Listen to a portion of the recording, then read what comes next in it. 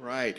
I'm Thomas Gibson, Chancellor of the great University of Wisconsin-Stevens Point.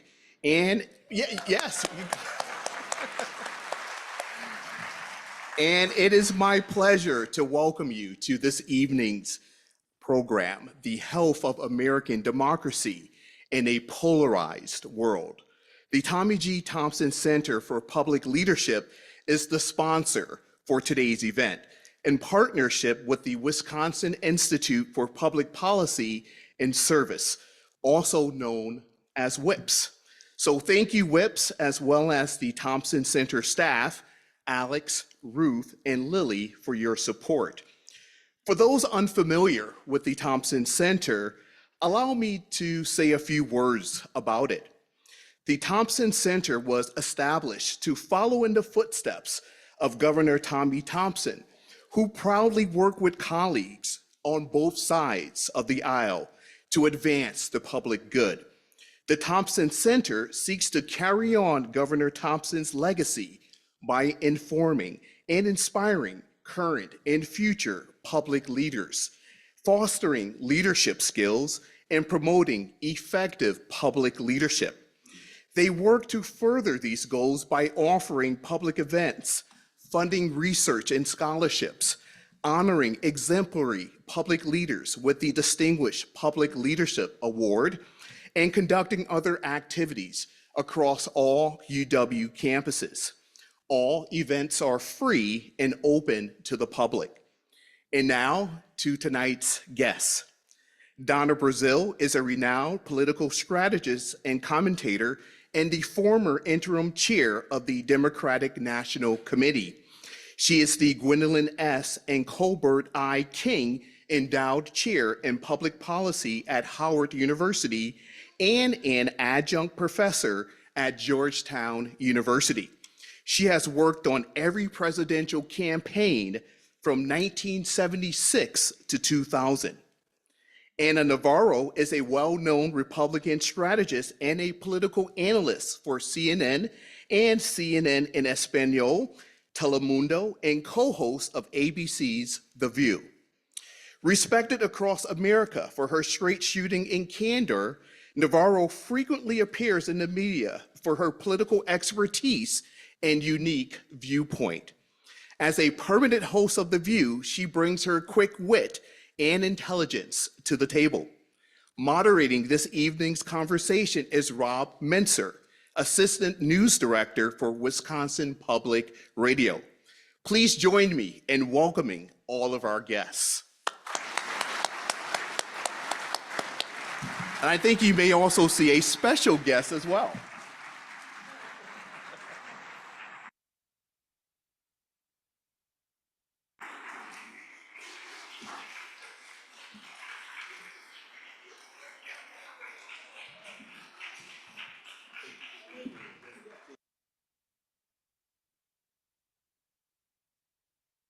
Get the dog in a minute. She's somebody to keep us apart, right? She's not a dog, as you well know. Her pronouns are bitch and princess. My dog is a diva, but I left her at home. I've been traveling for a week, so she got to be in Wisconsin. She wanted to eat cheese curds last night. Really? All I right. was like, Cha-Cha, you're lactose intolerant. You can't do that. Just one cheese curd. I heard she played golf today, or she was on the golf course. Yeah, she was on the golf course. Yeah. That's my kind of dog. How's everybody doing? All right. Fired up, ready to go. All right, well, thank you everyone for being here, and thanks as well to those who are joining us online on the stream. We're going to talk for about an hour, and then we'll have about a half an hour for questions. So let's get into it. You guys want to talk some politics first? Let's talk about politics, just a little. Really? Just a Politics? little. Who talks politics anymore? So Wisconsin held its presidential primary last week. It was not a lot of suspense on the outcome, and indeed the results showed Democrats chose Joe Biden, Republicans chose Donald Trump. But you see, as we've seen in other states, right, we saw on the Democratic side, almost 50,000 votes for uncommitted, seen as a sort of a protest based on the president's policy in the war in Gaza. And we saw Nikki Haley, who is no longer running, received almost 14% of the vote on the Republican side. So Wisconsin's a pretty important state. Everybody wants to know what it means. Who do you think Paul Ryan voted for? Interesting question. So what is it? So what do you see? What do you see, Ana Navarro? What do you see when you look at those results? What do they tell you? What do they mean for November, if anything? Well, I think those results speak for themselves, and I think there is some discontent with the candidates. On the Republican side, I think the discontent is from some of the Republicans, minority of the base, who have an issue more than anything with Donald Trump's character. And I think on the Democratic side, it's people who have an issue with two things. One is his age. That's one he can't do anything about. The other is, as you said, the policy issue, the war on Gaza. I think it's actually, I see it as a positive, that people are exerting their opinions, exerting their right to vote, being able to issue a protest vote. And on the Republican side, that's cooked, that's what it is. On the Democratic side, I think the White House is listening. I think the White House understands that this is not a black and white issue, that it's a lot more nuanced than many of us thought at the beginning. In addition to those protest votes, you had last week the killing of 7 aid workers of World Central Kitchen. And so I think 6 months have gone by, and I think that you are seeing a difference and a change, nuanced policy from the White House vis-a-vis Israel, in part because of those protest votes. I've always considered myself very pro-Israel, visited there several times, but I am glad that there can be diversity of opinion and people being able to use their vote as their voice in the Democratic primary. I think it's a good thing. Great. Well, I want to agree with everything you said about the results, what it means, the significance. As you all know, we're in a battleground state. Yeah. And I say that with a little bit of sympathy because come August, you will not see any regular TV programming. I mean, y'all are going to get flooded with everything from the robocalls to, of course, the campaign rallies to the nasty, probably vitriolic advertising. It's going to mess up the opening of the NFL season. That being said, what I saw the other night was the turnout, how dismal it was. For a state that is going to get so much attention, and we know a state that will determine the outcome because this election will be won on the margins. Whether the margins were very small in 2016, but very significant, or 2020. So I saw turnout being an issue, the lack of enthusiasm for both of our major party nominees, presumptive nominees, because we haven't reached the convention. I haven't unleashed all my superpowers as a superdelegate. But the other thing is, I'm always looking during primary season as someone who has managed a presidential campaign about the youth turnout. I mean, young voters are going to also make the difference in this election season. And while I looked at Dane County, I'm familiar with this state. God knows, I got most of my winter clothes from traveling from Iowa to New Hampshire, but they came in handy when I would come to Wisconsin. But I look at the youth vote because if young people continue to show disillusionment, they're going to lose a major consequential election. So that's my worry. And yes, of course, on the Republican side, Nikki Haley is still attracting voters. That's significant. Now, while she's not attracting delegates, she's attracting voters who the Biden team will begin to look at the results by congressional district and see if they can even draw it down to the zip code where these voters potentially live, because every vote will make make the margin of difference in this election cycle. For Democrats, yes, uncommitted, whatever you want to call it, write-in, yeah, it's a problem, but it's a problem that I believe the president and his team, they're trying to address the problem by putting more pressure on Israeli Prime Minister Netanyahu to get more foreign assistance in, to have a more strategic, type of warfare where if you know there are 4 battalions in Rafah, focus on those 4 and not the 40,000 civilians who might be living in and around the neighborhood. So I think he's listening to the concerns, not just of members of Congress, because there are numerous Democratic members that have written letters saying, Mr. President, we may have to condition further aid on, Israel being able to, conduct a ceasefire, bringing more humanitarian assistance, 2-state solution, et cetera, et cetera. One of the signers of that letter this weekend was Nancy Pelosi, former House Speaker, the one who wore heels and got things done. So I'm not going to sleep through this election. I often, we often say this is the most important election in our lifetime. Clearly, this is going to be one of the most consequential elections in our lifetime that will shape America's future, especially in the 21st century. Donna, and Nancy Pelosi has been a staunch Israel supporter her entire career, as has Joe Biden. Yeah. As has Joe Biden. But I think the issue last week with the World Central Kitchen workers was pivotal and game-changing. And I was thinking about this a lot, right? Because you don't want to say to yourself, is one life worth more than other lives? No, it's not that. It's, I think, the idea that these are supposed to be targeted attacks.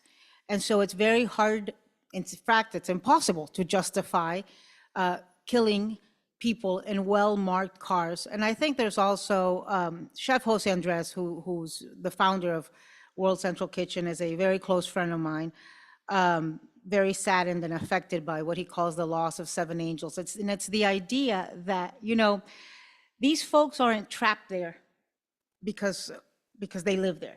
Mm-hmm. These folks aren't victims of the politics. These folks were living life freely and chose to go put themselves in danger to go help other human beings who were hungry.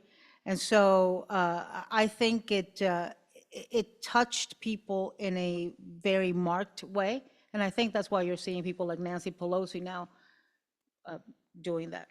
I agree. The language has shifted. Yep. The conversation has shifted. Chef Andres was on ABC yesterday. And for 18 minutes, normally when you're in the green room, you're running through your papers, you're trying to think of something jazzy to say or something snappy. And all I could think of was, that scripture in Matthew's where it says, when I was hungry, you fed me. When I was thirsty, you gave me something to eat. And that my heart just, it was filled with sadness. And so when I got home, knowing who I am, I didn't go to church yesterday. Yeah, some days I can go to St. Joseph. Some days I go to St. Mattress. Bedside Baptist is one of my favorite churches. But yesterday I lit a candle and I gave a prayer and then I wrote a check and I took it to the post office. I said, because you can donate online now, right? I'm not one of those people. I Well, like listen, you to think write checks. You're the churchgoer in this family, but I went to church this weekend. I went to a wedding, and I hadn't been in a church in a long time. I usually only go for feast days and weddings and funerals sometimes. And the church thunder didn't strike, so Well, it was a good day. I might go back. See, the other reason why I avoided church was I went 3 weekends in a row, and if God see me the 4th weekend, I might get that calling again. So I said, no, why don't I let the Lord think about it, So I want to talk about the sort of ostensible theme of tonight, which is the health of democracy in a polarized world. So it's I think quite obvious that we are living in a highly polarized time. We've all seen, all of a sudden, like watching the NFL was politicized, or there's Over Taylor Swift? yeah, Taylor Swift is a political object now because of polarization. On the other hand, we saw at the end of the Trump presidency, the early COVID relief bills were all broadly bipartisan. Joe Biden had the infrastructure bill that was broadly bipartisan. The Ukraine aid, at least for the first part of the war, was. How can it be true? And what does it say about polarization, I guess, that both we all understand, and it's true that there is this intense polarization in our lives, but also there seems to be a lot of actual bipartisan lawmaking. I mean, the CHIP Act. I mean, absolutely. And look, I know some of you tonight are missing Marjorie Taylor Greene town hall meeting, where she has threatened to file a privilege a resolution to, basically vacate the chair. Now, how stupid is that? I'm talking about her actions. Is this the only way to get attention? Is this the only way to show that in a democracy, the best way to lead is by dividing, not by bringing the country together? Do you know how much money we spend or have to spend because we cannot pass our bills on time? You know how much time and effort it takes just to correct 2 or 3 paragraphs in a 1,000-page document because some member feel offended they didn't get their special little language? And now we're down to trying to vacate the speaker once again because lawmakers, not a handful, just actually can count them on one hand. They don't like the fact that the Speaker of the House essentially, in order to get the bills through, works with Democrats to get it done. Well, I mean, Democrats pay taxes. We want to see the government function. We want to see the government. We want to see our superpower. We're a superpower. We're not a minor power. We are a major, major superpower in the world, not just in this hemisphere, all over. And the fact that we have lawmakers acting like, what do you call people in pre-K? What? Toddlers? Toddlers. I mean, it's insane. I started my political career as a grassroots organizer, but I had dreamed when I was a little girl of wanting to work on Capitol Hill. I spent a large portion of my political career. I know a lot of Republican leaders today, including Paul Ryan, because I spent time enjoying the legislative process, working across the aisle, figuring out how to, forge compromise. Staff people do a lot of the work, especially when members are traveling back and forth from their districts. My member didn't travel because she actually represented the district. So I had a lot of time. And I never had a break, but it didn't bother me because I loved the process, the legislative process. And it's a shame. And the reason why I think polarization is getting out of hand is because too few voters are participating. You're not deciding the fate of the country. You're getting in camps and you're saying, okay, I like the blue one, I like the red one. Meanwhile, the purple ones with a lot of political power, they're not allowed to participate in closed primaries. So we may have to look at some reforms down the road, not just with different candidates, quality of candidates, but also our level of civic engagement and our level of participation in the electoral process. 2, we have on average 13 to 14% of the American people participating in primaries. That's a problem. But as to your question, I often think about, I think Joe Biden has been one of the most consequential presidents of our lifetime who gets the least amount of credit, because the amount of bipartisan legislation that has been passed with a very difficult makeup in Congress. It was 50-50, but 2 of those were Manchin and Sinema. Sure. So those 2 could, that depended, they're like the solar eclipse. You never know how much of them you're gonna get. And I think part of that is the fact that Joe Biden is a legislator. Remember that even under the Obama presidency, when he was vice president, his job was the legislative one, right? But also there was a small group of bipartisan folks in the Senate who worked together. There was about 8 of them: Mitt Romney, Rob Portman, Republicans and Democrats, who worked together forging the legislation and got it passed. We have a problem now, which is that a lot of those have either retired, are going to retire, or have lost. And they've been replaced by folks who are nowhere near as, people for whom the word compromise is a bad word.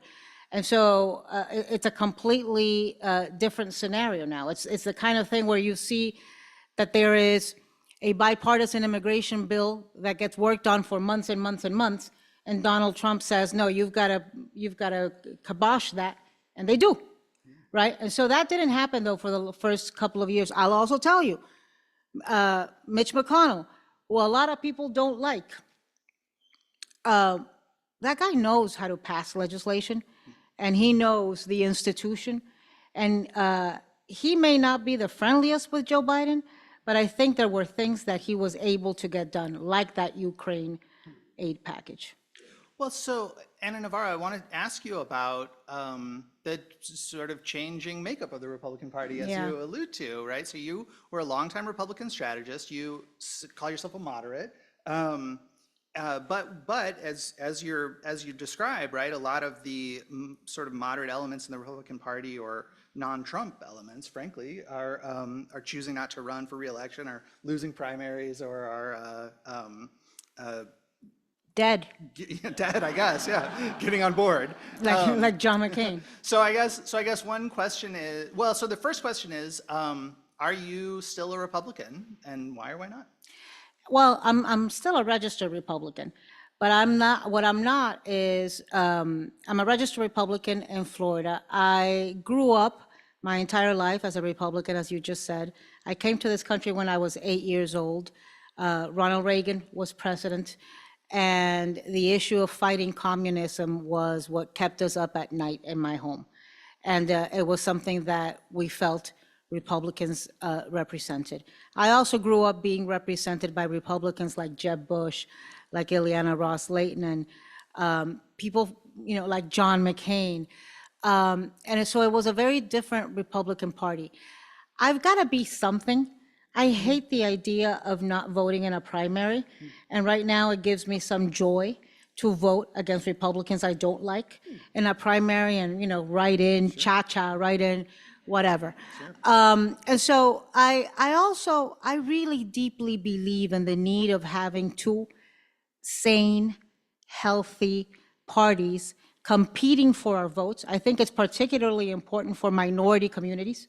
I don't want one party to antagonize me openly and another party to take me for granted. I don't think that's good for any community. I don't think it's good for women. I don't think it's good for African Americans. I don't think it's good for Latinos. I don't think it's good for the country. I think this is a country where we need bipartisan legislation. We need bipartisan solutions to the very big issues. And so, it's getting really lonely, right? And I will tell you, I've voted for the first time for a Democrat in 2016. And for a long time, I had my absentee ballot in my suitcase, and I would say that I was going to write in my mother, which my mother hated. It would put her into a nervous state.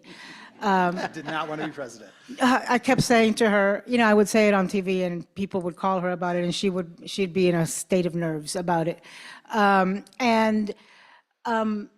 And then at the last minute, because I wasn't comfortable voting for Hillary Clinton. I'm not a Democrat. I'm not a Republican. I'm probably at this point more of an independent, but I'm a registered Republican because I want the Republican Party to go back to being a sane party that can offer constructive solutions. I'm most definitely not a Donald Trump Republican. I'm most definitely not a Marjorie Taylor Greene Republican. Hell, right now, I'm not even a Marco Rubio or Rick Scott Republican. And I'm definitely not a Ron DeSantis Republican, because I'm, And those are the folks who represent my state, but, I happen to like Disney a lot. I like drag queens even more. I like DEI. I like ESG. I like the alphabet. I also like history. I like reading books. And so I think this Republican Party, the vocal part of the Republican Party, has lost its mind. And I hope that there's more Liz Cheneys, that there's more Mitt Romneys, that there's more Paul Ryans, because I hope that one day politics is a pendulum, and I hope one day the pendulum goes back to relative sanity. I mean, Well, me too. Donna, Brazil, I want to ask you a question about, I don't know, outreach to Republicans. So you signed on, after you left CNN, you signed on as a commentator for Fox News in 2019 and wrote an op-ed about that it was that, Fox News does right-leaning news, and you wanted to reach out to that audience and try to learn as well. I know that there are a lot of people on the left side of the aisle who think that Fox News is doing sort of bad faith, not real journalism, And well, the courts think so too. Well, and argue that that's a reason to sort of freeze them out. You know what I mean? Not go on Fox News. So I don't know. You had this experience. I'm interested in what you learned. What was it like? Well, first of all, as you can tell, I was the silver fox. So that always allowed me to interact with folks because I kept thinking, wow. Yeah, you really stood out with a panel of a bunch of blondes. Oh. Oh, yeah. Oh, boy. It was, I've been on cable television, network television now since November 2001. So it's a long time.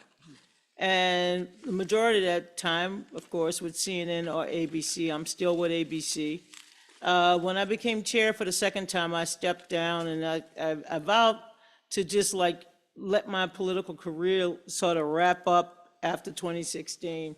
2016 was so difficult, personally, politically, in large part because of what was happening to our country. It wasn't just the internal divisions that we saw within two political parties, what I like to refer to. We had growing pains, significant growing pains, both on the left and the right. It was as if the anti-establishment wings of both major parties decided to have a revolt. And on the Democratic side, that came in the form of Bernie Sanders. Bernie Sanders, who caucused with the Democrats in the United States Senate, was never a dues-paying member of the Democratic Party.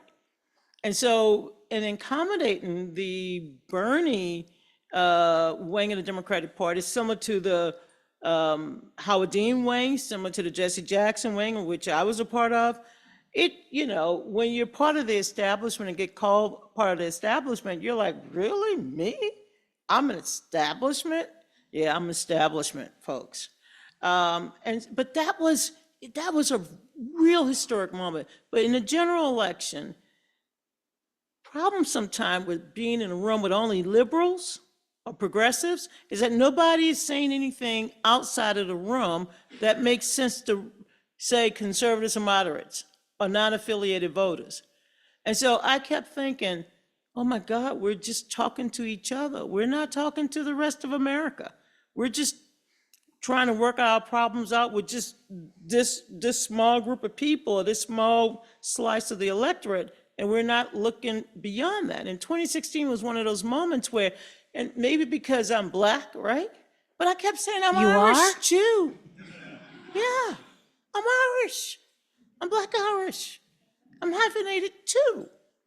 And so I kept saying, please, and I've done this most of my political career, don't talk down to people, number one.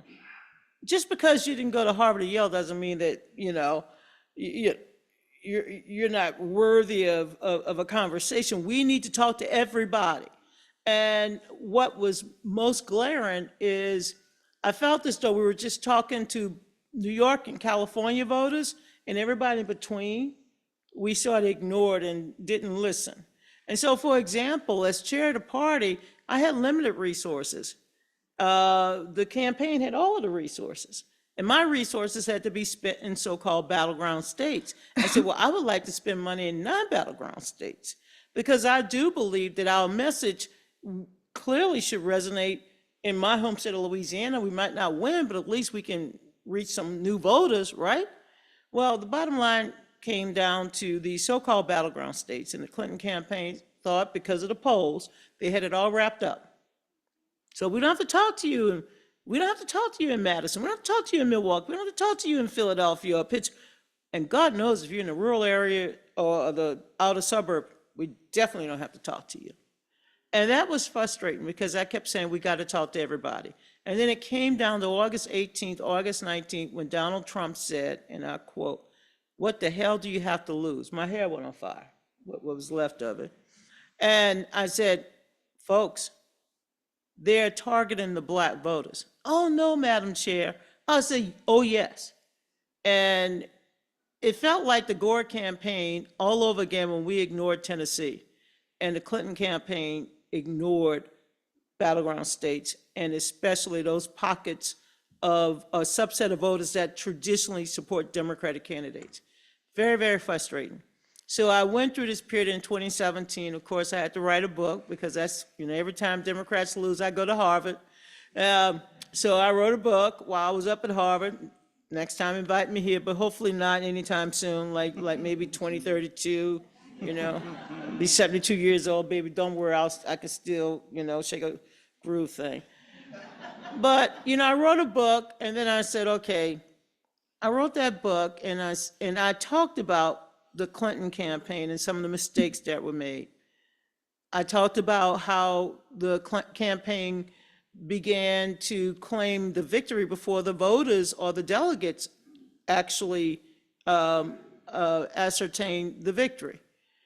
And then I woke up one day and I was going back to MSNBC, and I said to myself, oh, hell no.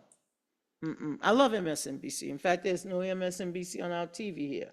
Don't worry, I'm okay, I won't die. And I said, no, I would get up, go to MSNBC, come home, shower, go work out in the garden, do whatever. But I would go on Fox and I say, damn, that was a good one. That's a good one. Where are they getting this information? I don't believe half of it.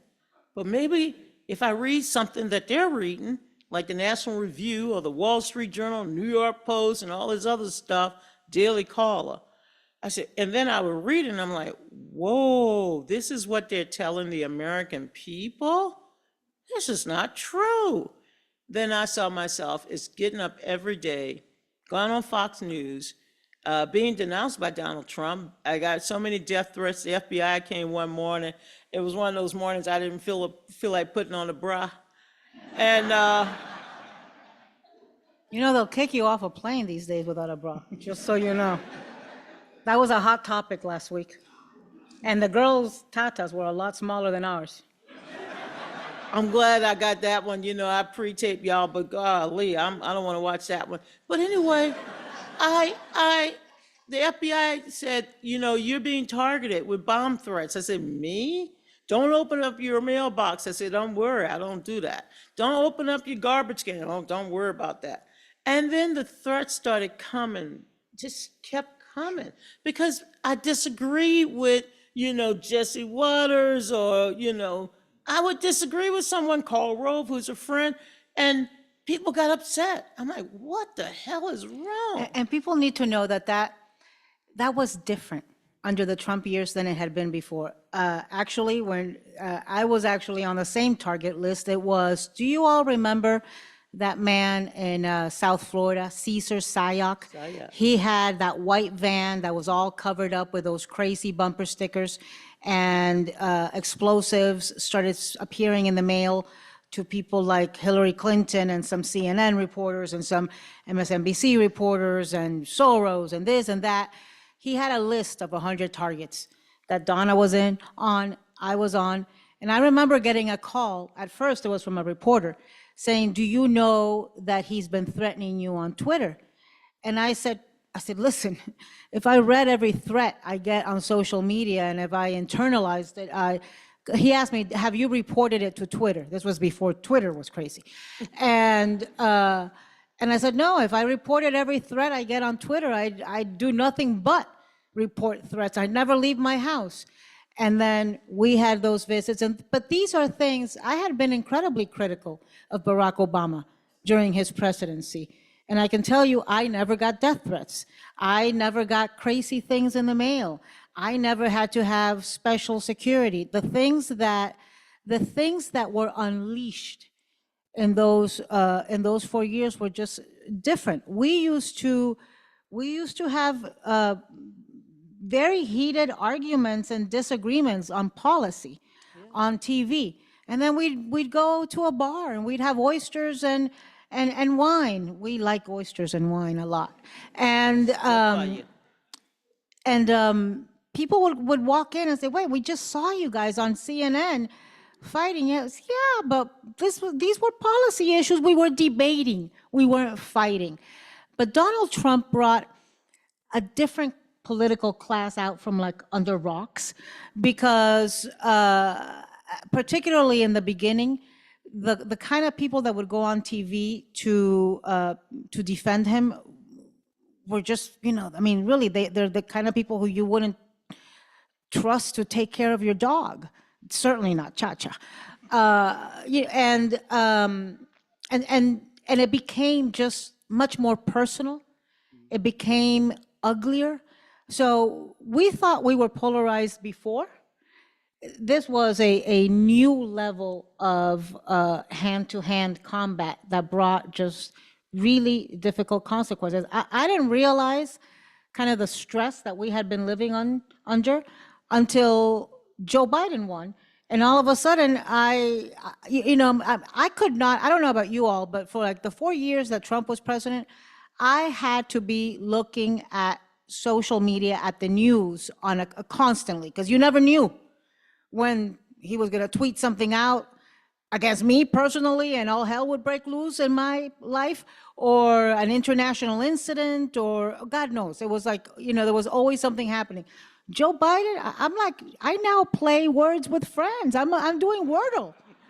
I mean, it's like, that level of anxiety and that 24-hour angst, just, at least I don't have it. Maybe some others do. But I want to go back to what I was trying to initially say. It was probably one of the best experiences I've had in my political life. Is that right? Oh yeah, it challenged me in ways that I've never been challenged, and I'm a former athlete. I always think I still got game. Until I watched them girls yesterday, I said, I got no game. I got no game. Can you imagine? I never would have survived the first quarter. But it challenged me to take a look at the issues that the Fox News audience cared about, whether it was crime, public safety, immigration, of course, the budget deficit.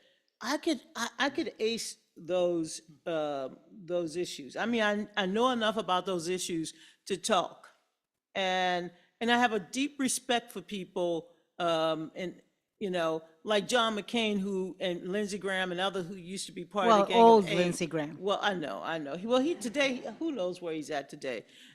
He's flipping no, let me not do that. But I had deep appreciation of what I call old line conservatives. Old line conservatives. I mean, I started my political career in Washington, D.C. on a campaign to make Martin Luther King's birthday a holiday. We never could have gotten that through the House and Senate without bipartisan support. Ronald Reagan signed it. And Reagan signed it. Yeah. Reagan, who initially opposed it, signed it. And think about it.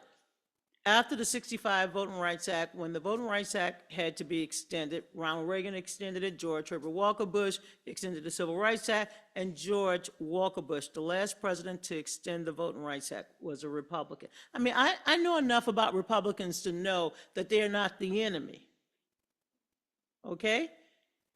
But when you're on TV and you hear people say, well, this is the truth, and you say, no, it's not.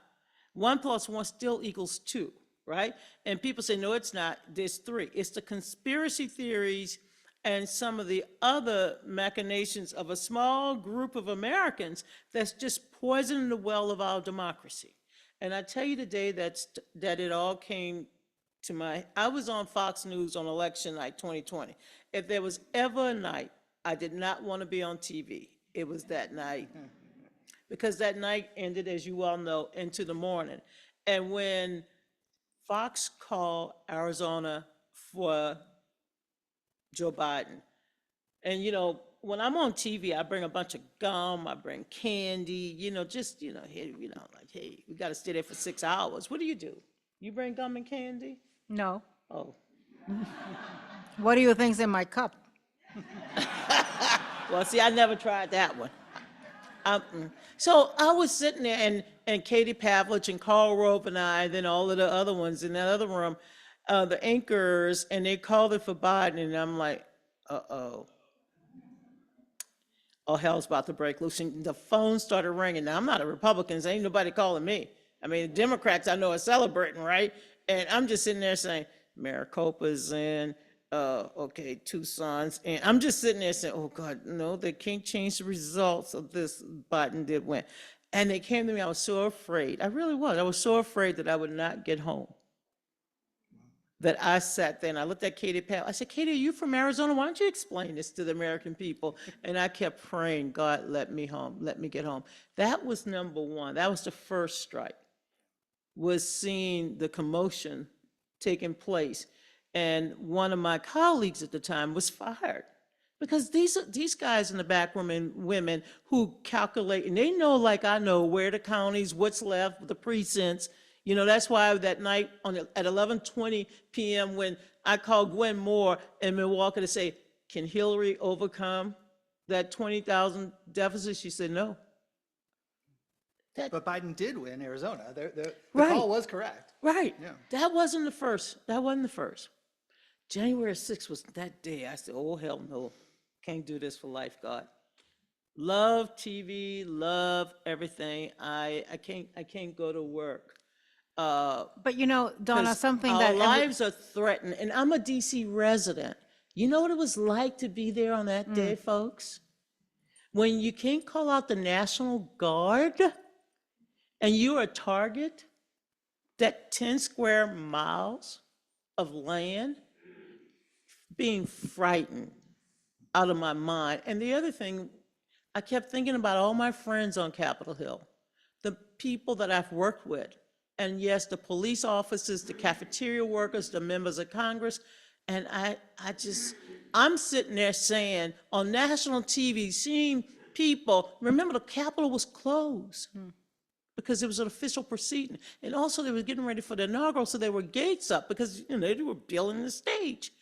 And people started climbing up the Capitol. And one of my colleagues said, they made it to the Capitol. Another colleague said, you saw that this took no time. And I mean, like celebrating. And I'm like, they don't have a permit. And I said, oh my God, look what's happening to our country. That day changed my mind about it. I said, I will never participate in the destruction of my country, in the destruction of our democracy, and the destruction of our values as Americans. And that day I said, my contract expires in May, I'll be unemployed. Not a bad thing. And I left. For me, January 6th was, and it's still surreal. I can't believe what my eyes saw. And I see it from the perspective of somebody who fled a civil war and who fled a communist revolution, who fled a revolution, a coup d'etat in my home country when I was eight. And that day, I kept getting calls from my dad in Nicaragua, from friends who are, Venezuelan exiles, friends who are Colombian exiles, Cubans, saying, wait, this doesn't happen in America. What are we seeing? Is this really happening? Are we really watching this? And I think it shook it shook the world, but it shook America, and it taught us the very valuable lesson that democracy is frail, and democracy can never, ever be taken for granted. And democracy needs to be lived, and needs to be loved, and needs to be defended, and needs to be stood up for. And so that's why I have the incredible admiration I have for Liz Cheney. I disagree with her on some issues. She's far more conservative than I am on many social issues. But when she stood up, she knew it was going to cost her. She knew it was going to cost her leadership position. She knew it was going to cost her job. She could have done differently. She could have been Kevin McCarthy and been at Mar-a-Lago kissing Trump's ring a few days later, but she didn't. She stood her ground. And you know, Donna, I think one of the things about you on Fox News, and as you know, I had my reservations about it, but you never changed being who you are. In other words, we just saw in recent weeks, we saw this brouhaha with Ronna McDaniel. Actually, I saw a clip going viral online, an old clip of yours on Fox News where you were telling her to go to hell. I'm not mincing words, because she was spreading conspiracy theories. And this is a 2-year-old clip. And the difference is that Donna wasn't changing who she was or what she was saying depending on who's paying her and what audience she's speaking to. So I think that one of the lessons for me of this entire process since 2016 is, because when you're a political hack, a political operative, you wake up every day to an inbox full of talking points and guidelines, and when something happens, there's immediate friends and surrogate calls telling you what you have to say and how do you have to answer. And that's why often when you all turn on the different networks, everybody kind of sounds the same and saying the same phrases, the same statistics, the same sentences, making the same points, because everybody's talking from the same hymnal, basically. They're all singing from the same hymnal. Donna doesn't do that, and I don't do that. I don't do that because in 2016, I didn't like anybody. I was like an equal opportunity hater. And so that forces you to process things and react from the heart, from the brain, by yourself, your voice. It teaches you to learn what you stand for, what your principles are, what your convictions are, what your priorities are, and where you are not willing to compromise, right? And so for me, hearing somebody boast about sexual assault, that's a line I'm not willing to compromise on. I'm just not. I am absolutely not. I don't care if it's an R, I don't care if it's a D, I don't care if it's an I don't care if it's a Martian. If you are boasting about sexual assault, I will not vote for you. That to me does not seem that irrational, but apparently it did to a bunch of people. In fact, I remember, do you remember this? That when those tapes, those Access Hollywood tapes came out, Trump was scheduled to be in Wisconsin a few days later. And I remember that Reince didn't show up and Paul Ryan didn't show up, and it became a thing. But a few days later, everybody was back on the train. And so for me, it taught me the red lines that I'm not willing to cross. I'm not willing to overlook. I have a special needs brother. I'm not going to look the other way when I see an adult mocking somebody with a disability. That's just something I grew up watching children staring at my brother and mocking some of his mannerisms. I'd never seen an adult do that. So as a sister of a special needs person, I'm never going to cross that line. And those are things that I think this process taught us. What are the red lines that we, as women of conscience, as Americans, are not going to cross? I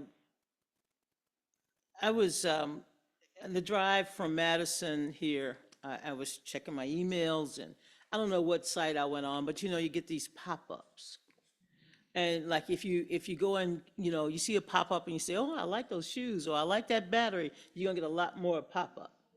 Well, my pop-up today was how senior citizens can serve in the United States Army. I'm like, oh,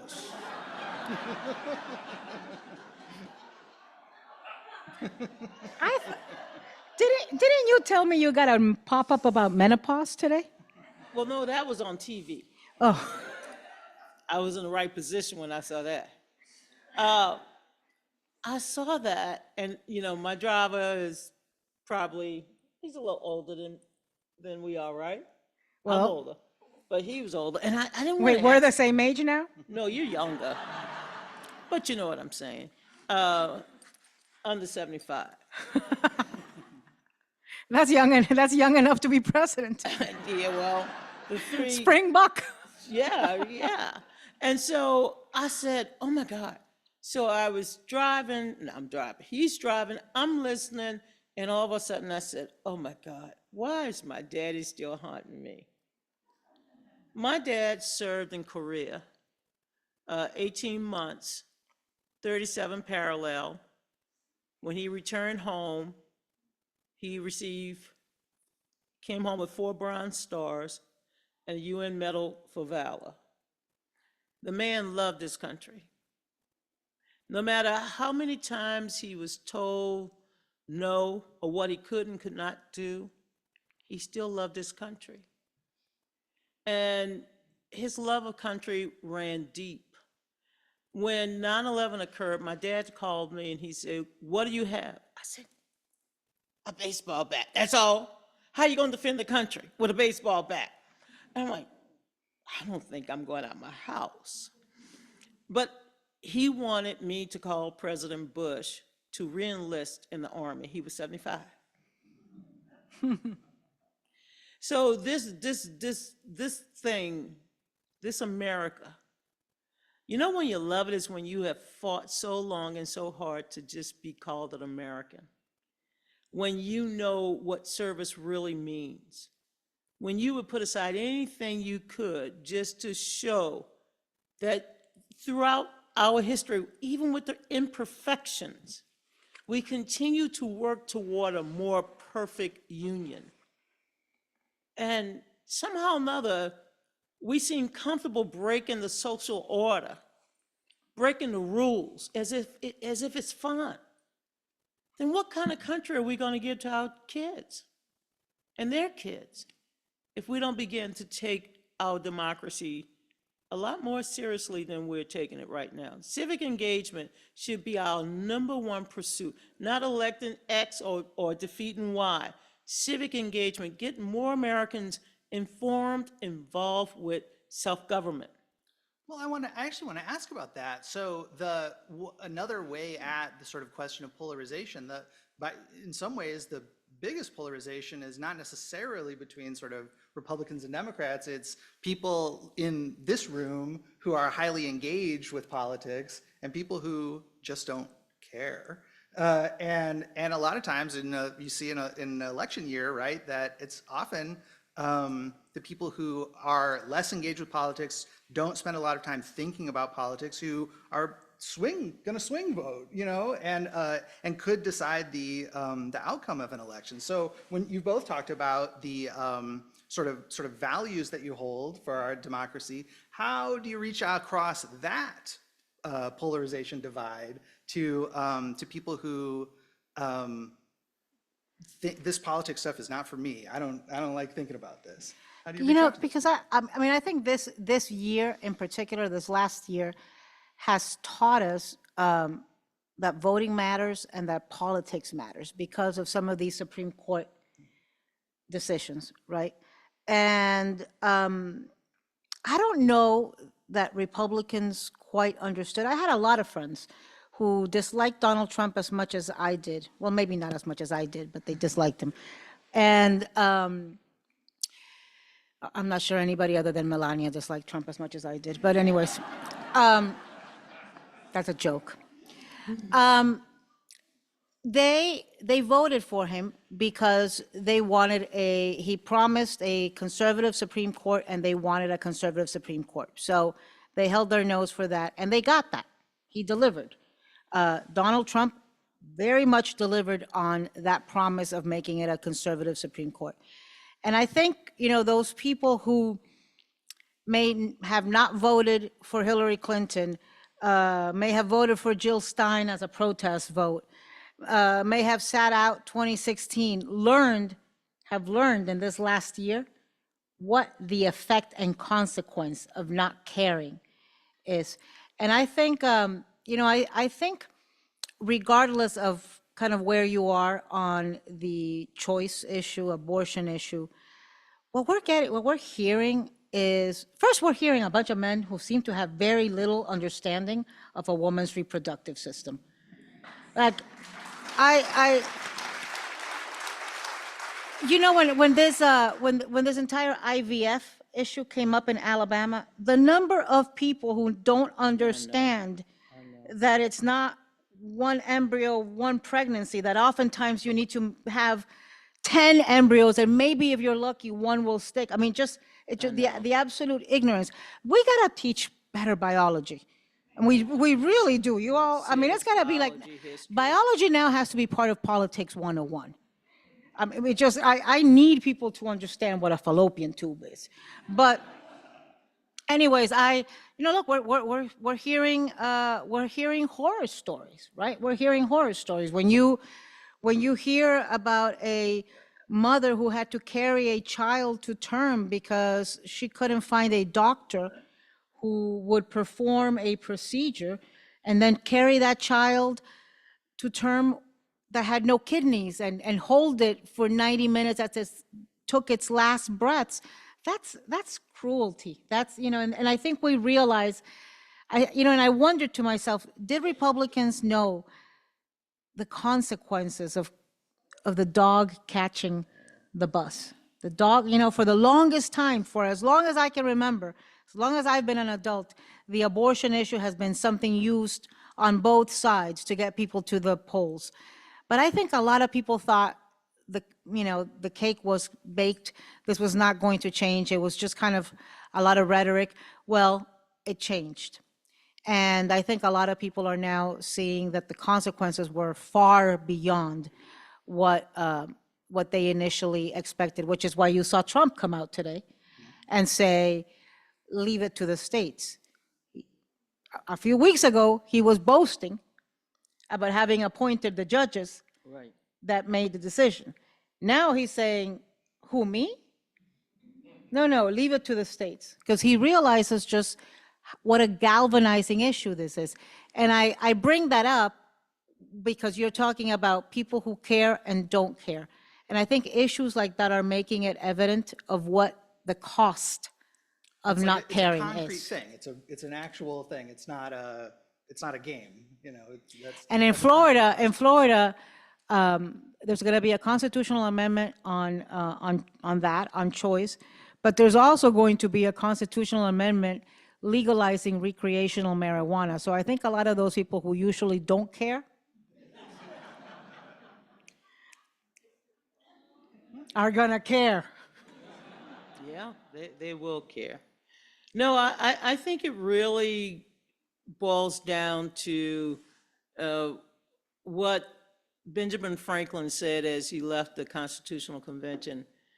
A woman walked up and said, well, what did you all do? And he said, we formed the democracy if we can keep it.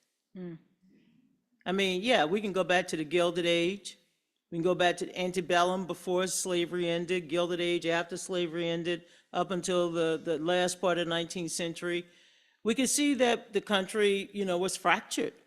We can also look at post-World War II, the country came together. And then you had Watergate, and what happened after Watergate? You get into this new age, cable television, we start having all this other explosion of new technology. Things are rapidly changing, and here we are in the 1990s, and I think all hell started breaking loose. I mean, I saw it. I mean, I hate to tell people my age, but damn, I look good at 64, why not? Black don't crack. Hey, if it did, I wouldn't want it. I'll have to go do something else. But the point is then technology, and now we have the new algorithms with social media platforms. And young people, and I'm not criticizing people just because I'm not on TikTok. I mean, there's so much you can do when you got 4 or 5 cable shows, including the most important cable show, which is HGTV, which is adult porn. They're always stripping something to the studs. I saw one this morning. I said, and the woman loved the stud was right. She can expand the kitchen, open concept. I mean, we are just inundated with so much stuff.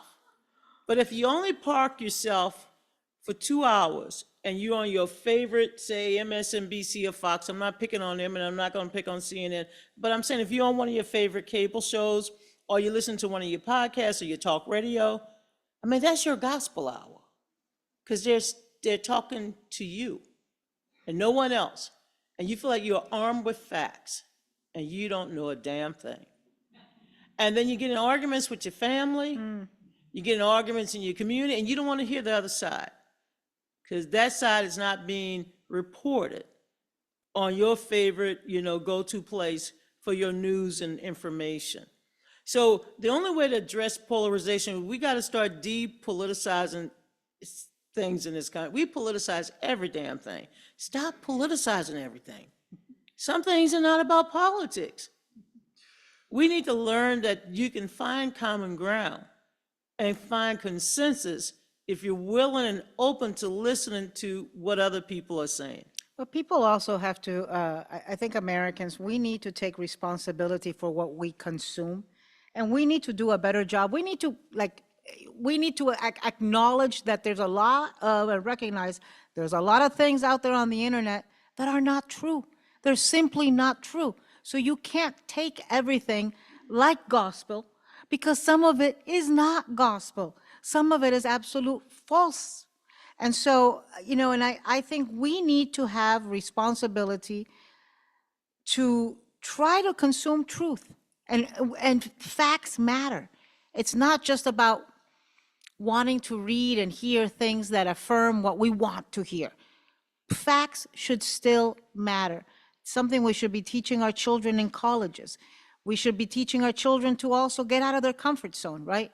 Too often, we're only with people who look like us and sound like us and think like us and read and listen to the same news that we do. You can't live in those bubbles and get a true picture of America. Well, I want to make sure that we have time for questions.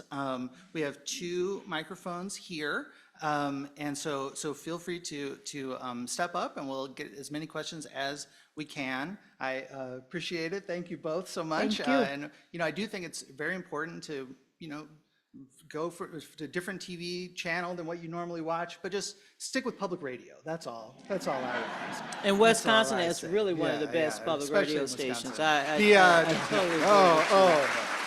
I've done, look, let me tell you, I've done so many interviews.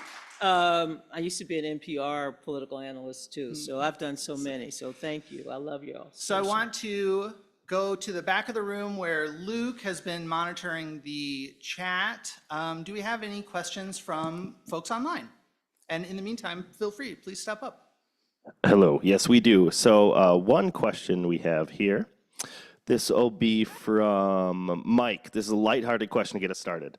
Who do you have winning in the NCAA championship game tonight? First of all, I think UConn. I visited Purdue this year, so I should be rooting for Purdue, but no. Play a good game. Look, the Gamecocks will come on. I'm an LSU Tiger, one of the original LSU Tigers. Lady Tigers. I love sports. I really love basketball. I went to see the Bucks play last week. The Wizards. Yeah. Wizards beat our Bucks. Because I was there.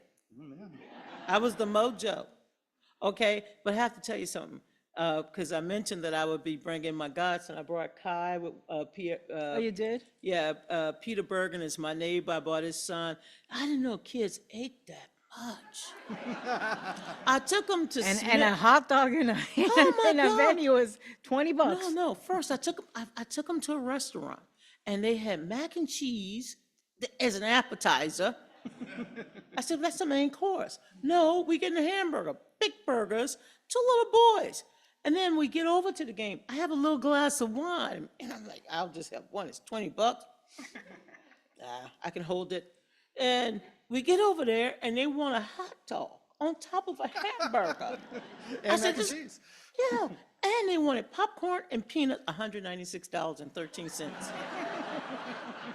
So it was worth it. It was worth the Wizards beating the Bucks. At least I got home without buying any bling for the kids. The kids wanted bling. I said, what you want bling for? Yeah, you know. Well, I know absolutely nothing about sports. She knows everything about sports. There's not a single sport I like, even though I do go to the Miami Heat games because it's like a nightclub where there happens to be a basketball game going on.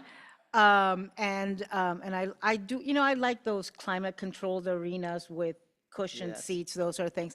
So I don't follow sports. So when something makes it into my, you know, into my ether, into my, on my radar screen, and I have been noticing in this last couple of weeks, just the excitement around women's basketball. Yeah. I can't name a single one, but I'm really excited that women's basketball is getting its due credit and viewership and just recognized as something that can generate money. Maybe they'll start getting paid so that they don't have to go to Russia And play and ball. get taken hostage. All right, we had one here. Is this on? Yeah. Can you hear me? Yes, sir. Okay. More importantly, we can see you.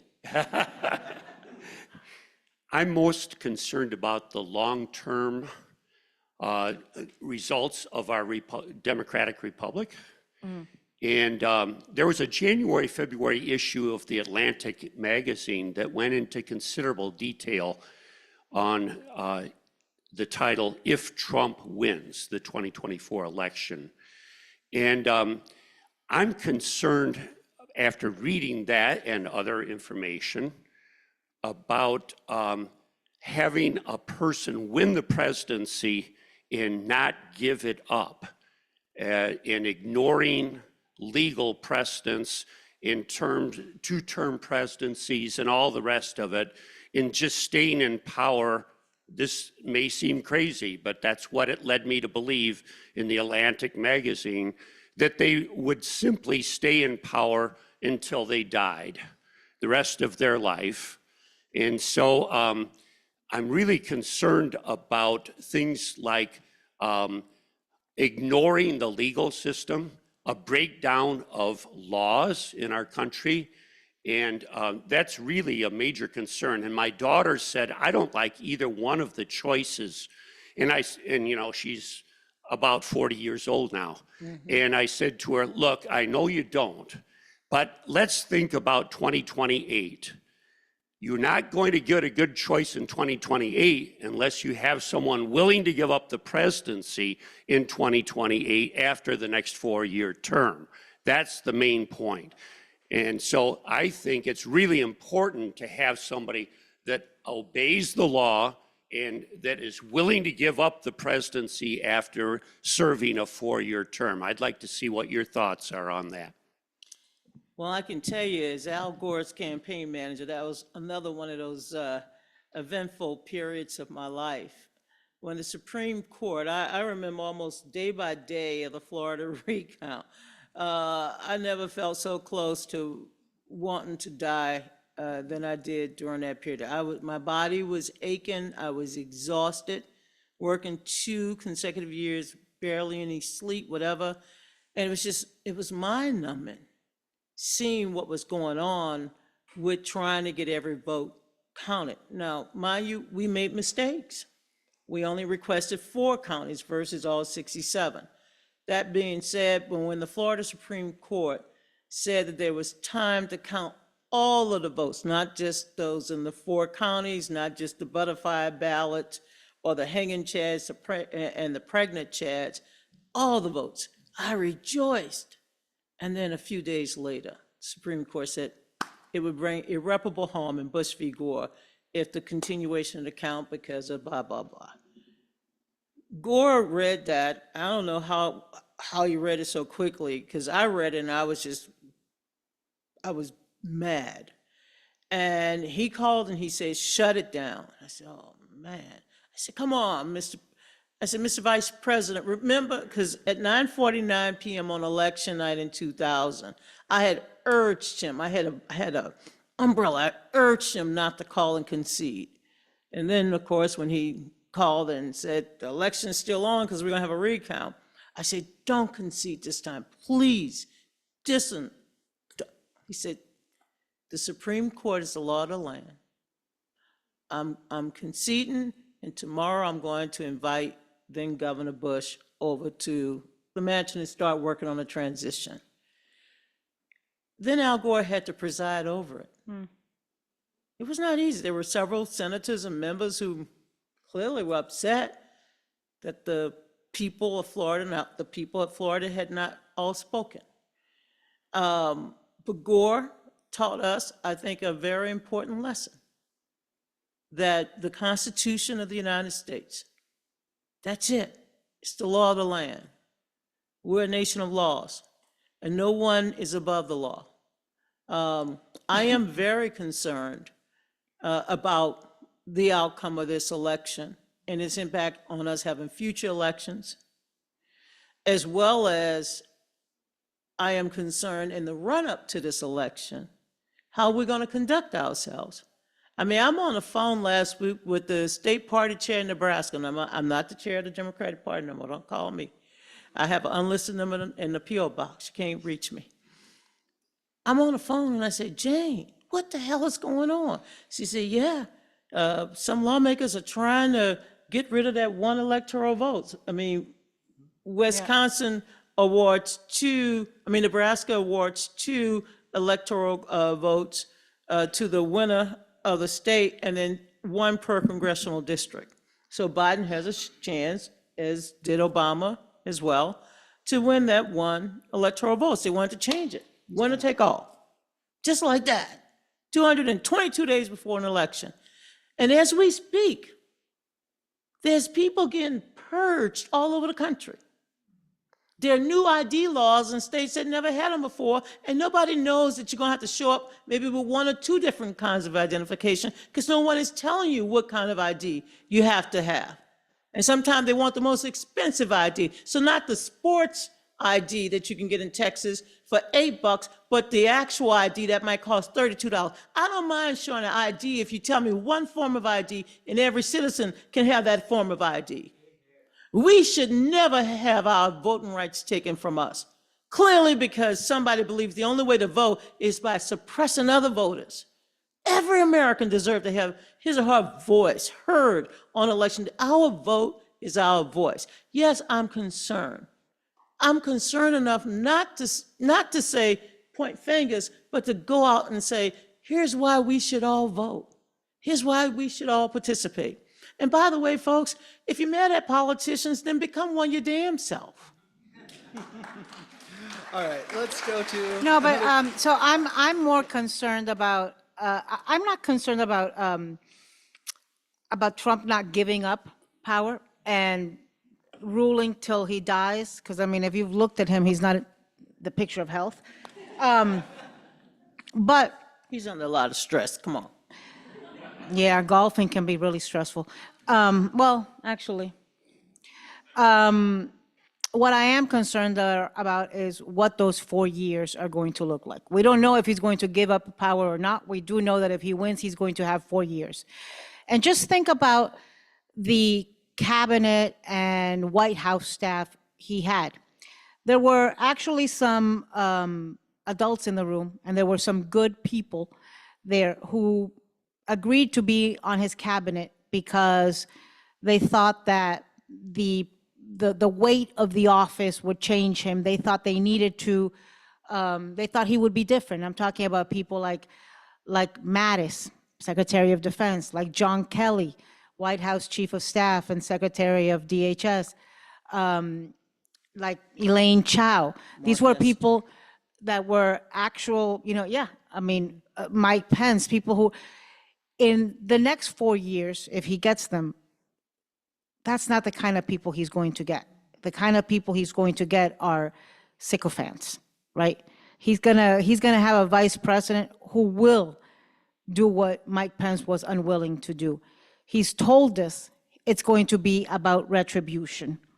He's told us what he's going to do, who he's going to be. We now know that the presidency is not going to change him.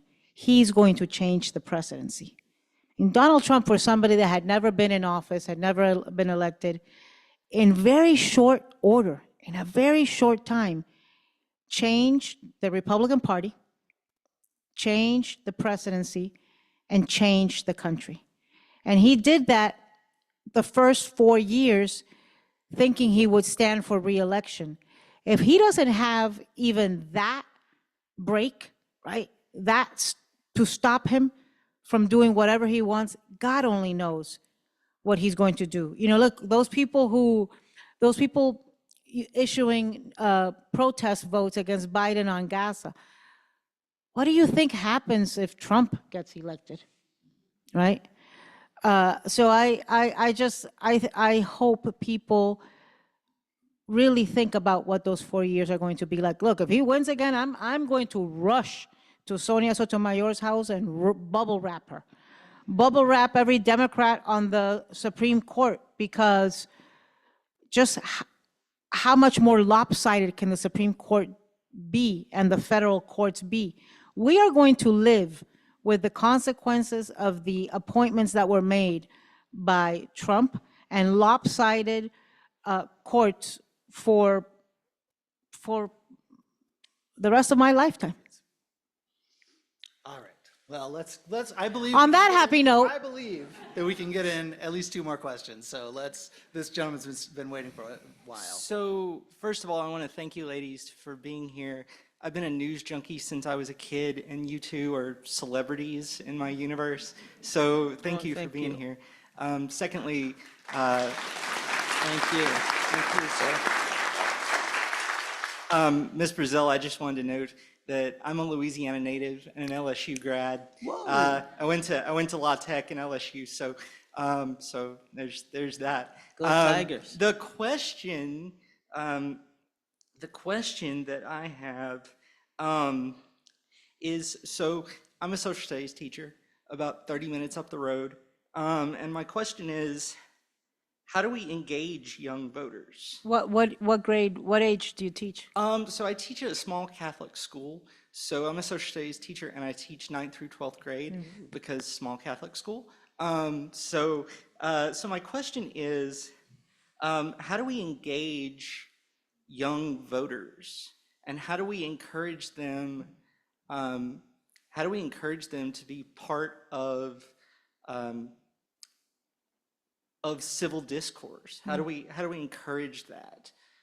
Because as you noted, there's a lack of youth vote. There's a lack of voting across the board, but there's a lack of youth vote, and there's a lack of civil discourse these days. So how do we encourage them to go out and vote, and how do we encourage them to take part in civil discourse as they get old enough to?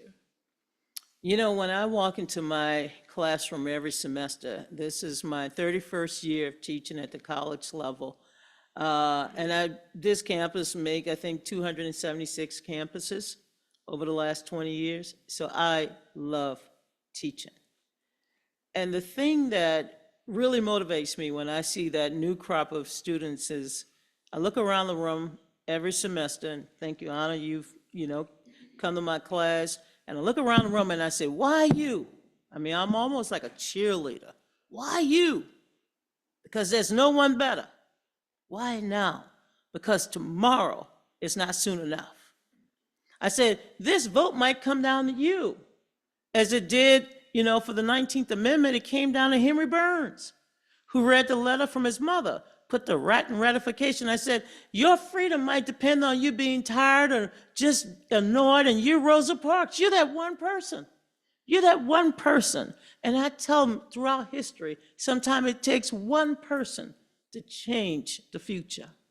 And I say, I'm sitting in a room with somebody who's going to change the future.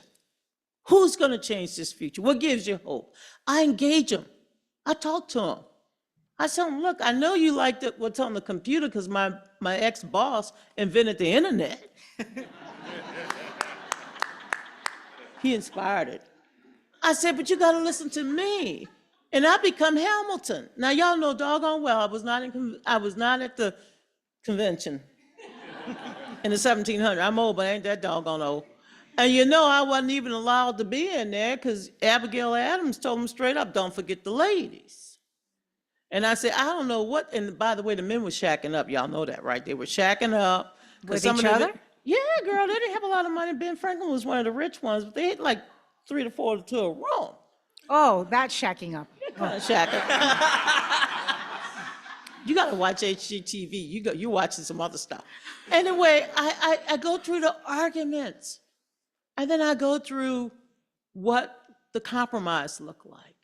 I said, well, of course, my relatives didn't get the right to vote, but I said, if your relatives didn't own property, be they white, you didn't have nothing either. You didn't have the right to vote. So you bring this to them so they understand what freedom means, what power means, what it's like to grow up in a household when the grandmother who's cooking the dinner because the mother and father are working is telling you about the days.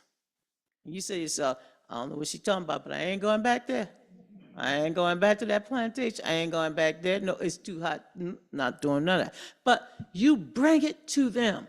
You engage them. You engage them to engage each other in a civil way, to listen, to learn. I ask my students in every semester, where are you from?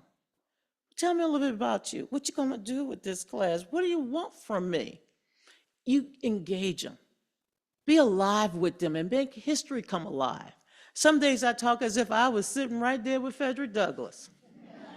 And y'all know ain't I a woman too, Sojourner Truth and I went to the same high school, I tell them sometime. I just lie just straight like everybody. No, but I'm telling you what it was like. But you know what I don't have to make up? What it felt like when I saw my grandmother crying because she finally got the right to vote. I tell them what it was like to see my parents come home after voting. I tell them all about that. I also tell them about what it felt like, to be on that platform when Barack Obama became president. I didn't even sit in the section they gave me. I knew if I sat in those sections, I couldn't see. So I sat right there. So when Aretha came, hey, Aretha, hey, Colin Powell, hey, Mr. Bush, hey, President Obama. I'm not president, okay. Because you know who told me I could sit anywhere I wanted to on that platform? John Lewis. John Lewis. I had bought my sister who gave me $150 to move to DC when I graduated from college because I didn't have no money. And she was my guest. And John Lewis, well, where y'all sitting? I said, well, we way down, halfway down the mall. Y'all sit right here.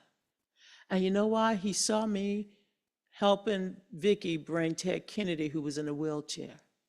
And he would not allow me to leave that platform and go sit down there in the audience. I tell my kids, because they're my future, that if I, this little black girl from the segregated Deep South, can sit on the platform, okay, after being a delegate and all the other stuff, I say, just imagine what you can do when you see the first gay American, the first Latina American, when you see everybody one day reach that platform. That's America, but you got to believe in it in order to achieve it. You go and give them that history with that flavor, with that flair that you get from Louisiana, because we're the only state with 4 seasons: shrimp, crab, crawfish, and oysters. Serve that with a little Tabasco and lay it on and keep layering it on until it becomes a sauce in their soul. Democracy is contagious.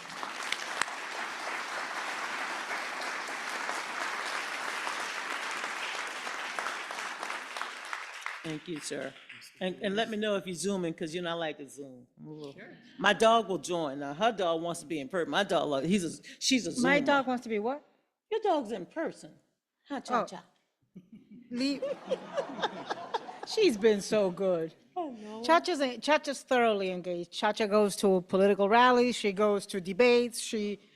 Only place she doesn't go is the White House, because those German shepherds are crazy there.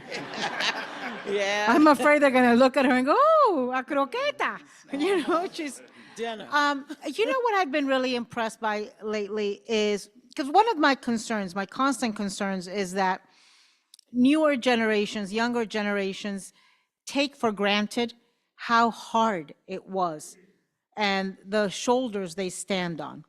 And I've been, there's such a plethora of great historical movies that are being made that this weekend I saw Shirley, about Shirley Chisholm. There's, which is the one with Coleman Domingo? Bayou Rustin.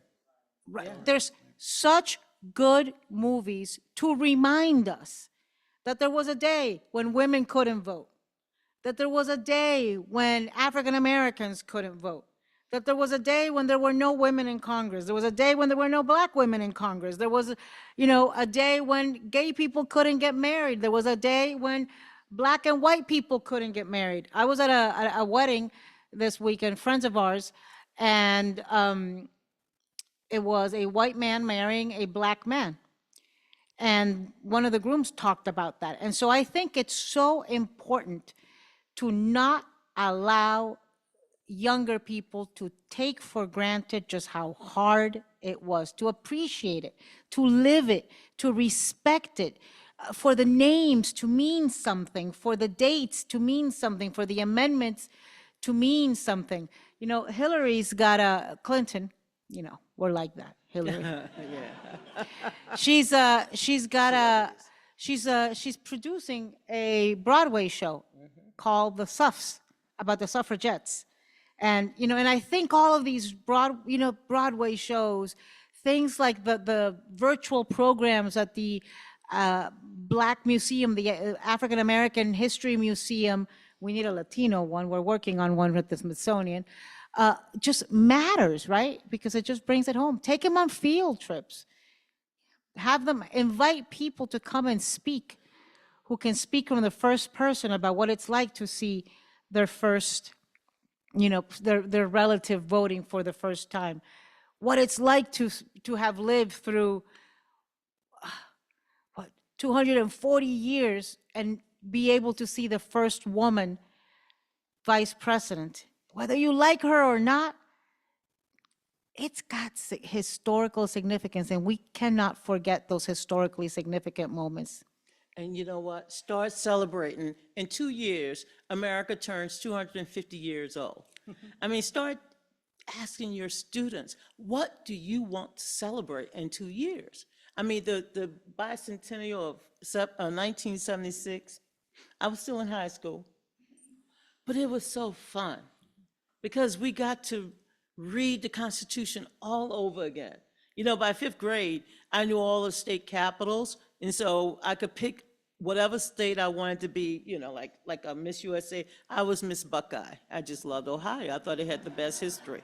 I didn't want to be a southern state because I say hurricanes. No, you're going to wipe that away. So I'll just stick with the north. And I stuck with Ohio. And girl, there's no earthquakes in New York, so you may I might have to change my plan. Yeah. We were in with the earthquake in New York, and they call it earthquake. Like in Nicaragua, where there's actual earthquakes, they don't call something that's 4.8 an earthquake. But in English, there's just that word. In Spanish, we have a word for things like that called temblor. But so we're at the studio, right? This happened at 10:20 something. So the show is live at 11. And I was talking to my assistant, and I see the building shaking. And I said, Jada, the building is shaking. Oh, no. It's just the building is so old and decrepit. That's probably just a truck. And you know who knew there was an earthquake? Who? The dog, of course. She started, that's why you need a dog. Because when you are completely desensitized to everything going around you, the dog will tell you when you need to run for your life. So if for no other reason, get yourself an animal that will warn you. This dog started running down the hallway Oh, my God. and looked at me like, why are you not running? Yeah, she's fast, too.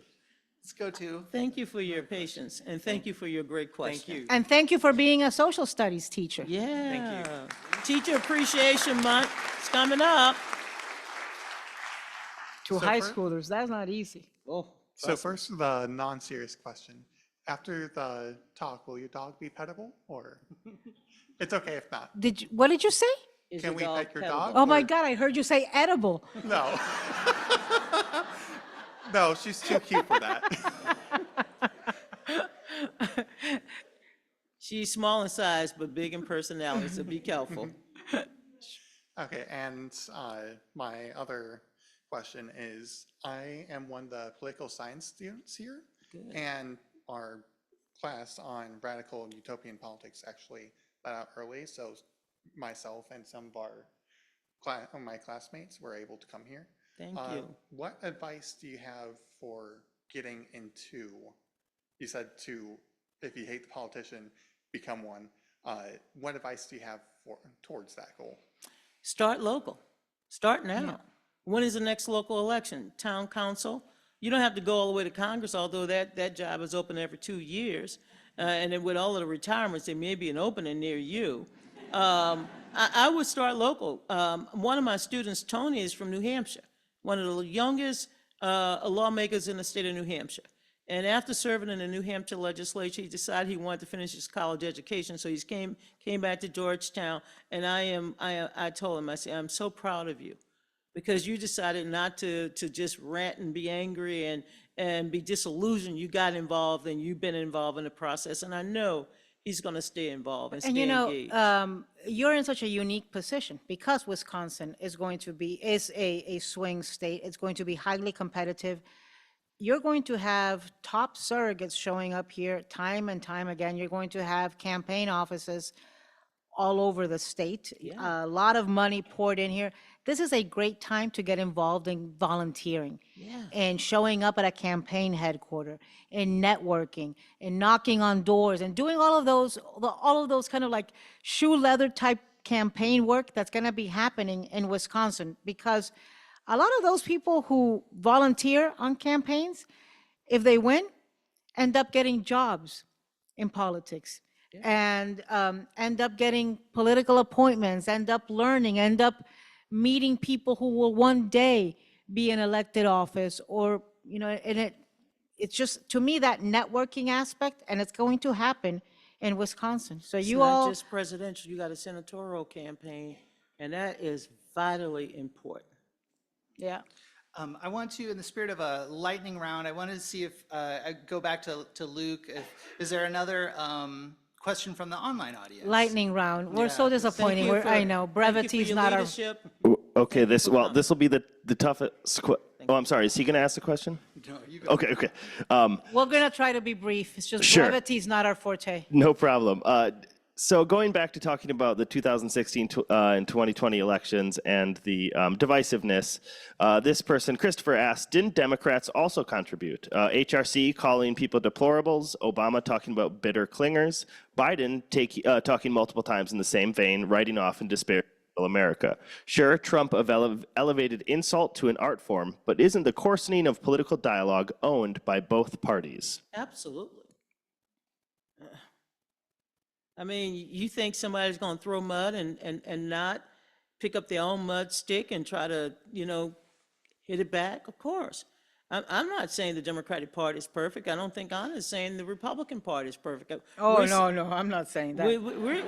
We're saying, I mean, look, I was there on September 9th. You notice I can come up with these damn dates. You asked me when my niece and nephews are born. I don't know, but I know a doggone political thing. You can tell where I've spent my last 40 plus years. I was there on September 9th. I was sitting at a table with Barbara Streisand at one of those fancy places in New York. And when I heard that come out of her mouth, I attributed to, she didn't feel well. 2 days later, you saw what happened at that 9/11 memorial. I'm like, why would you do that? Why did we use that word? Because I knew it would be taken out of context. You know, there are Americans who live on the outskirts of hope. They're not just white Americans. They're Black Americans, they're Hispanic, they're Asian, they're Americans of all stripes. They don't think people look at them, people see them. And so, yeah, those words are used, and it's often used in the context of, you know, we're trying to identify who the enemy is. The fact is that you may be my opponent, you're not my enemy. I'm not going to elevate you to be my enemy. I'm not going to elevate you. So I want to destroy you. Now, I did see a snake in my yard last year when I was gardening, and I said, you know what? You got me at a better age, because when I was young, I would just kill you and then think about your species.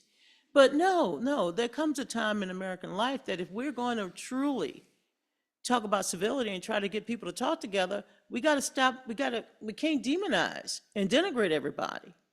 And I was trying to say that earlier, is that in 2016, we used to refer to white people who voted for Donald Trump as racist. I said, whoa, wait a minute. My Irish side came out again. I said, many of them voted for Obama. Think about that. Some of the same people, some of the same counties, some of the same zip codes that voted Obama. Go to look at Indiana. I can tell you, look at a couple other states, North Carolina, look at Florida. These are not racist, folks. They're alienated. Maybe they don't like what they're being served every day by government at whatever levels. So we need to talk to them as if they're American taxpayers who want relief or want someone to focus on their concerns. And often we forget that behind every person that we dislike is somebody in pain. We got to figure out what the pain is. Well, You can disagree with me, honey. You No. got your dog with you tonight. no, I mean, how do I disagree with you? I just, I think, and I see this, I was a staunch Republican for most of my life until Donald Trump. Democrats and Republicans are cut from different cloth, and much more so now, post-Trump, than before. Democrats hold themselves, I would say, to a different standard.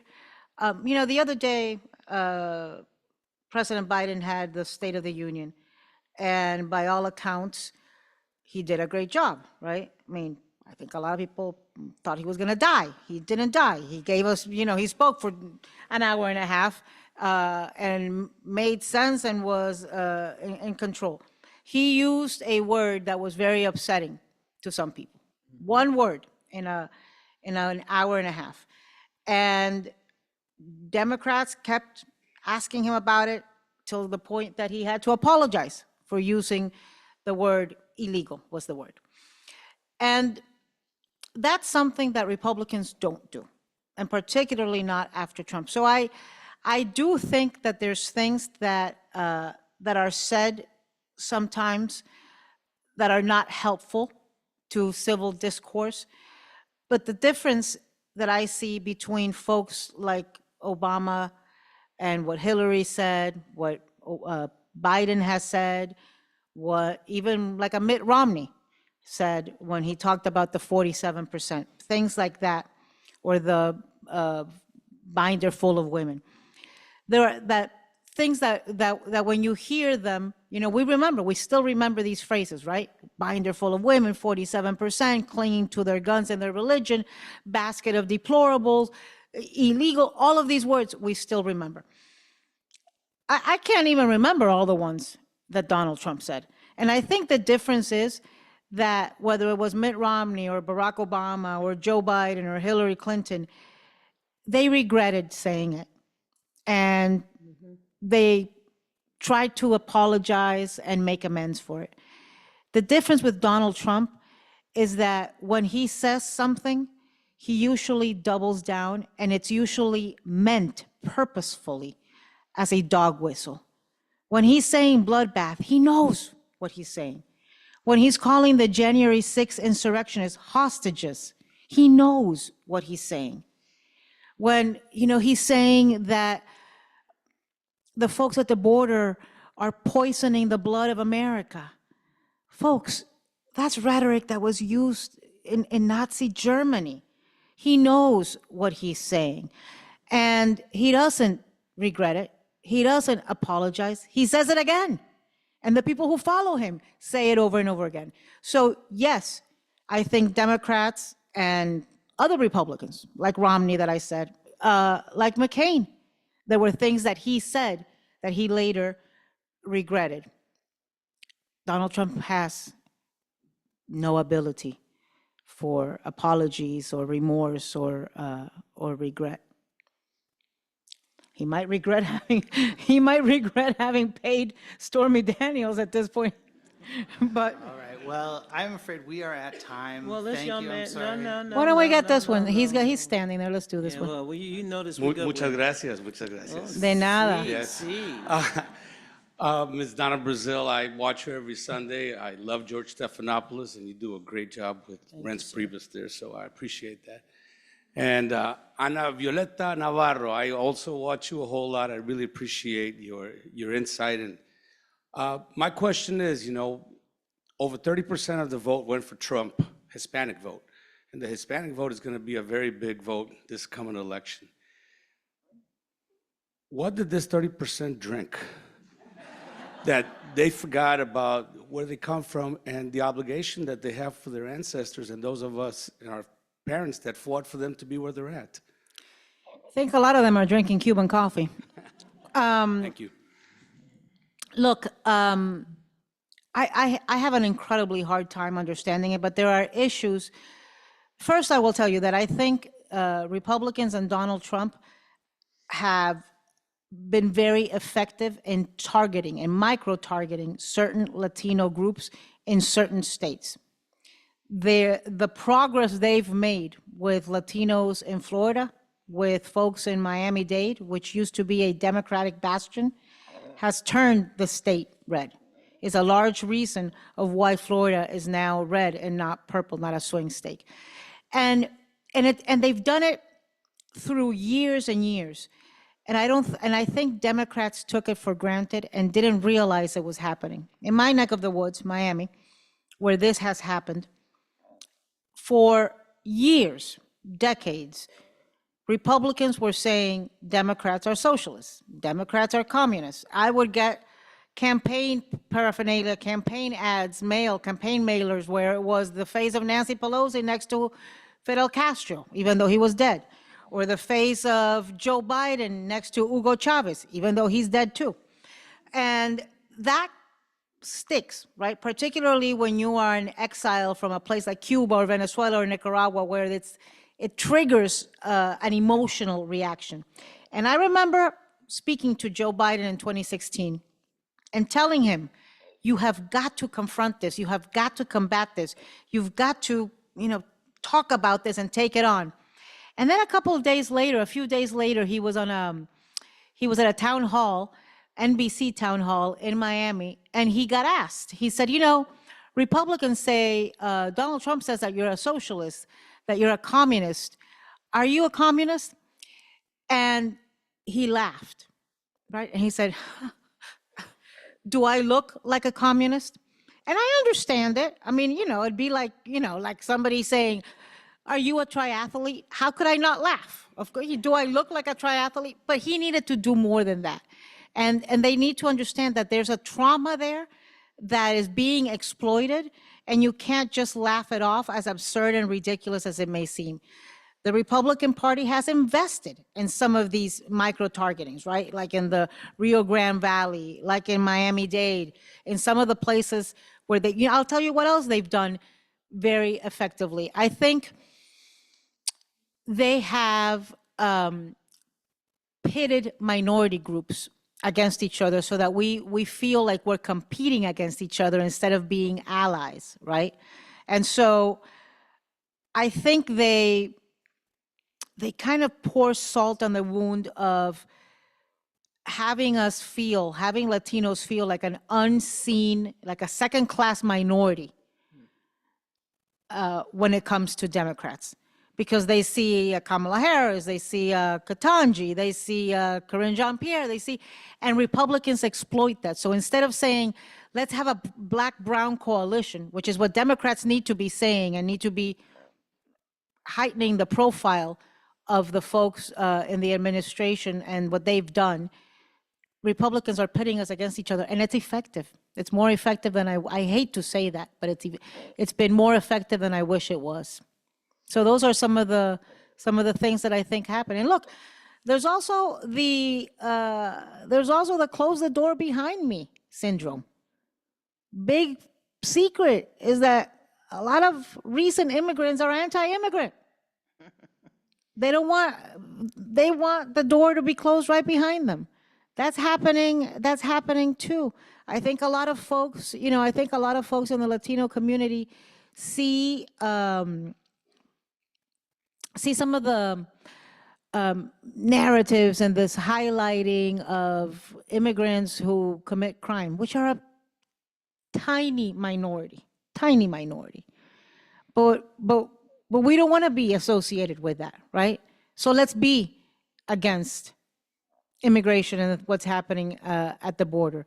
So I think it's a bunch of things. And look, when I tell you Donald Trump and the Republicans have done something right, it's because they have. And I think they've invested a lot of time and been very smart in the way they've been targeting Latinos. It's also happening with Black men. And some Black women, younger, not people my age. On that note, first of all, I want to thank the Chancellor. I want to thank your amazing team here at the university. I want to thank our moderator for hosting us. I want to thank everybody online who took notes and sent us questions. This is what our democracy is all about. The freedom to talk, to speak, to listen. Our freedoms are so important. And please, young ladies and gentlemen, everyone in this audience, think about the power of your voice and your vote. This is going to be a very important season for you to speak up and speak out on behalf of democracy, what it means to choose our leaders, and to participate in the process. Your vote matter, your voice will matter. And take your kids and your grandkids. There's going to be political rallies here. There's going to be a lot of political events in this state. Take the kids, teach them when they're young to be engaged, to have love for civil discourse, for elections, for democracy. I want to say on a personal note, I remember 50 years ago, my dad got home early. He would often work 2-3 jobs to take care of all 9 of us kids. And he got home that night and he said, we're watching baseball. And we're like, oh, baseball, boring. But that night, Hank Aaron came to the bat. And history was made. And I remember when I got a chance at one of those Obama White House events to see Hank Aaron, wow. all 6 feet tall, handsome, with his wife. It didn't matter. I went straight to him. I always say, hell, if you want to share him, fine. If not, I'll take him right now.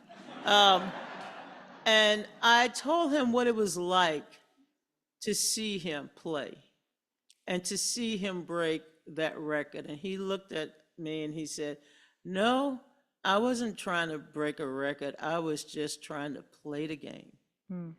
Democracy means that we have to play the game. We have to play the game. It's our game.